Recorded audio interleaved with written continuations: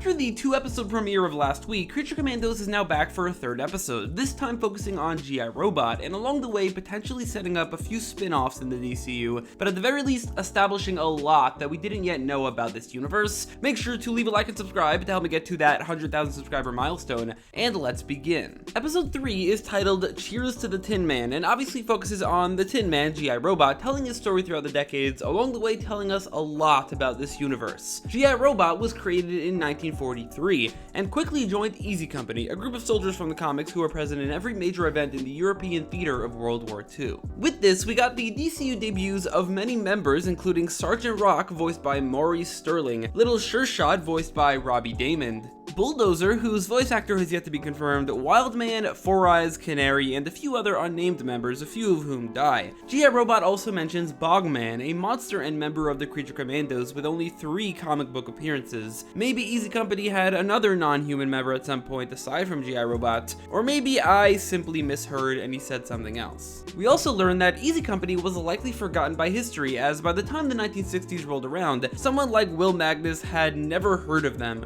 Regardless, this may very well lead into a spin-off, as it's been reported that Sergeant Rock will be getting a movie, directed and written by Luca Guadagnino and Justin Kuritzkes respectively, and eyeing Daniel Craig to star. Looking at Rock's design here, yeah, I could kinda see Daniel Craig looking similar. It wouldn't be a spin-off I'm particularly excited about. I'd rather they make projects about a litany of other characters, but hey, they likely have a good enough idea if they're making the movie. As already mentioned, in the G.I. Robot flashbacks, we see Will Magnus, voiced by Alan Tudyk, in the 1960s getting his hands on G.I. Robot. In the comics, Will Magnus is the creator of the Metal Men, a group of heroic robots, each representing and named after a different metal, and each having a different color, able to come together to their combined form, Alloy. The Metal Men have one primary antagonist, Chemo, who will actually appear on this show as a fellow prisoner, and potentially even at one point, candidate for the Creature Commandos. The episode shows that Will Magnus got his hands on G.I. Robot in the 60s and then researched him in order to create the next wave of automatons, and in fact, we see the symbols of each one of the Metal Men on a blueprint. This is all a very clear setup towards the existence of the Metal Men in this world, a team James Gunn has said that he is a fan of, but not just their existence, also their place on the timeline. They are seemingly created in the 1960s, potentially acting as the primary group of heroes of that era, in what Gunn has described as an alternate history that has always had metahumans and all sorts of other supernatural characters. It's possible they're still around in the present given that they're robots and Chemo is around, but they're definitely not the primary team of the present day, and Will Magnus is either already dead or very, very old. Somehow, it does not end there. This episode expands the universe tremendously. The episode set up Sergeant Rock and the Metal Men, before then showing us 4 very obscure villains, each of a different hero or group.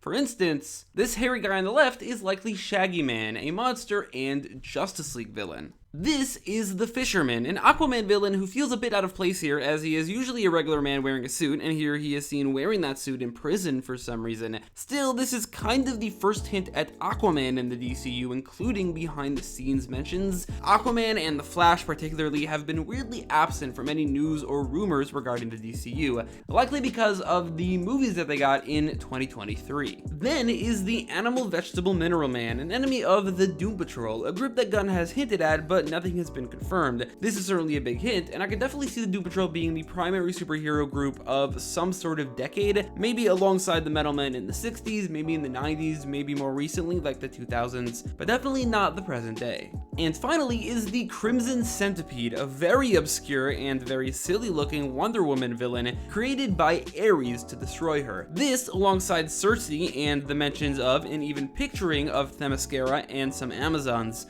are all very strong confirmations of Wonder Woman being currently active in the DCU. We actually see her in the trailer for the next episode, but we'll get to that at the end of this video. But with all that out of the way, let's finally get into the review. First of all, I really enjoyed G.I. Robot's backstory. We didn't actually see his origin story, which is a bit weird. We didn't learn who created him. In the comics, it's Robert Crane, the robot man of the Golden Age. So I think it could be assumed that that's true here as well, regardless of if he was Robot Man or not. Starting off, we see his time with Easy Easy Company, a pretty good debut for these characters, and a really cool action scene of G.I. Robot brutally mowing down Nazis, and not for the last time. I will say that this episode absolutely did not sell me on the idea of a Sergeant Rock movie. These characters didn't really have many lines or interesting character quirks, and feel completely overshadowed by G.I. Robot. That's not a complaint of the episode. The intention was to focus on G.I. Robot, so that's a good thing, but I was really hoping to be at least a bit convinced that a Sergeant Rock movie is a good idea. The episode moves on from Easy Company pretty quickly too, which is a bit of a shame since the episode attempts to make G.I. Robot's time with Easy Company into its emotional core, and it kind of works, but I feel like it would have worked a lot better, it would have been more effective if we saw more of it, and the episode had been a bit longer, just maybe a few more minutes. Still, I enjoy G.I.'s scenes in the 60s as a relatively interesting look at the DCU's alternate history, and as setup for the Metal Men. The best part, however, was everything in the more recent past. G.I.'s bonding with Sam was kind of sweet, even if I did absolutely know where this was going, so it felt a bit uneasy. The reveal that Sam is a neo-Nazi was definitely not a surprising one. G.I.'s story had to end that way, but it made for a really fantastic moment nonetheless. G.I. saying, "Oh boy, Nazis," was a really funny moment, and the ensuing massacre was a really satisfying one, feeling like this is what it's all been leading up to. I especially loved how it cut together with him unleashing hell in the present day as well. After all of that, G.I. Robot is just destroyed, surprisingly and unceremoniously. In any other show, I think there's no way that he's actually dead or they're gonna bring him back, but Gunn has teased that the series has less sentimentality, that there will be deaths that are simply pointless. G.I. Robot's death, or rather destruction, actually was a bit sentimental, as his really sweet brewing friendship with Nina was on full display, and we saw her sad reaction. But it definitely was a pointless death with no sacrifice or anything of the sort. He was simply and very quickly destroyed, and I kind of like that. It gives a different, less expected spin on things, giving the feeling that anyone could die at any point, aside from Rick Flag, since we know he's coming back. And I think G.I. Robot died at the exact right time, as he got his Nazi killing wish as far as he knows,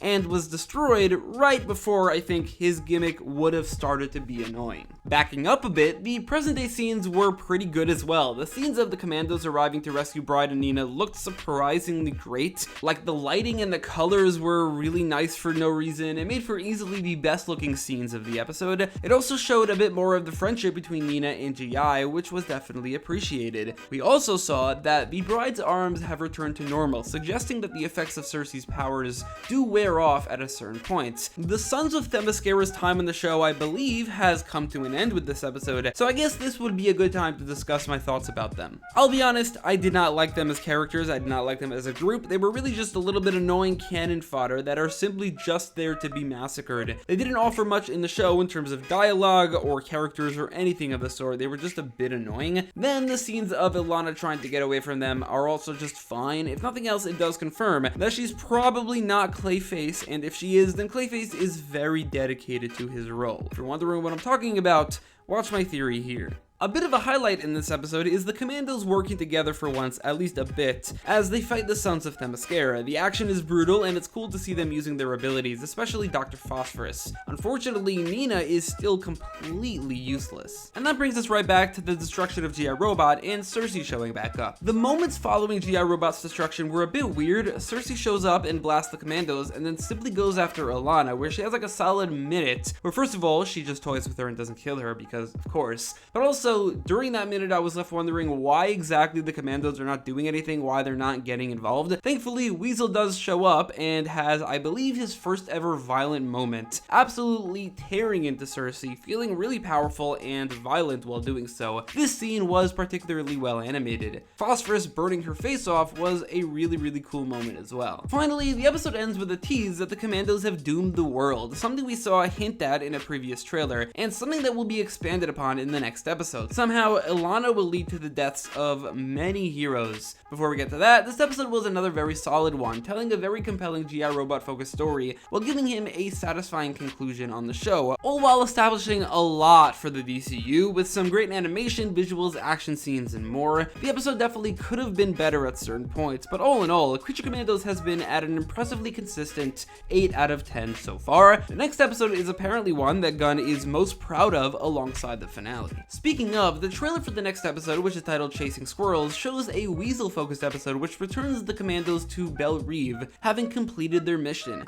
However, Cersei shows Wall a revision of the future that I believe will change the mission to killing Ilana. The vision of the future shows what seems to be a potential World War III, America being attacked, cities being destroyed, the White House being approached by tanks. Cersei was seemingly trying to kill Ilana to somehow save the world. We previously saw a few heroes in Cersei's future, all dead, including Peacemaker, Superman, Mr. Terrific, Starfire, and maybe Captain Atom. Now we could add the likes of Hawkgirl wearing her suit from the Superman movie, Wonder Woman wearing a leotard suit, seemingly confirming what her design will be based off of in the DCU, as well as Robin, Supergirl, and maybe Booster Gold. All of these heroes were already previously confirmed for this universe, but these will be their official debuts, as corpses in a potential future. We're likely to see more, we'll see next week. And thanks for watching.